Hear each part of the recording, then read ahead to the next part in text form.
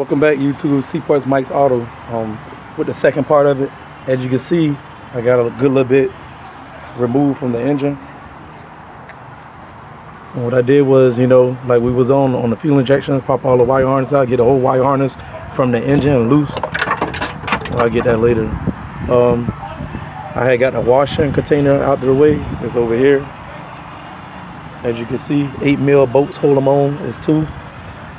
And I had got the throttle body and the whole intake removed. And that's over here.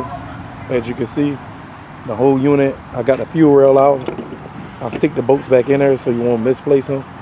10mm bolts on the throttle body with this bracket, 13mm on this bracket. Pretty simple, very simple. Anybody can do this. Washing container, 10mm bolts will hold that on.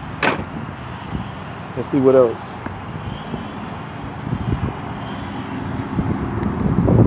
Now I'm on the starter. I'm about to remove the starter, and I'm gonna remove this water outlet right here. Hold about 10mm bolts also.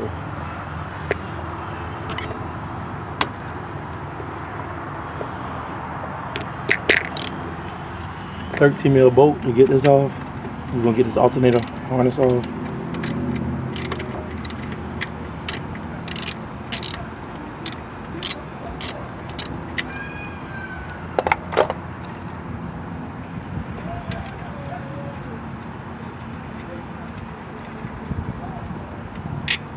And make sure you get the washer and simply put everything back on it like it came off, so we won't misplace that.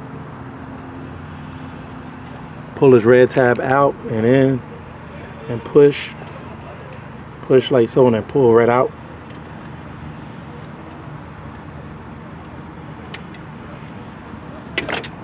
Sometimes these connections can be hard to pull out. Just be careful and just pull straight out and come out.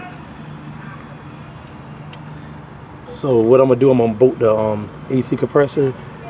I got 4 bolts holding it on, I believe 13mm, and slinging it to the side. Same thing with this power steering pump. Take these bolts off, it's 13mm also, and we're gonna sling the whole pump on the side. Take the serpentine belt off, and yeah, so good so far. And there's a ground scrap hole on this motor mount. Get you like a pick or a screwdriver and pull right up. Bracket, 13mm bolts hold this bracket on. Simple, guys. So yeah, just stay tuned. I got to keep putting parts because I ain't got no memory on this phone. So hey, you got to crawl before you walk, man. Just stay tuned. You'll see me on the next, on part 3. Make sure y'all go to part 1, part 2, and part 3.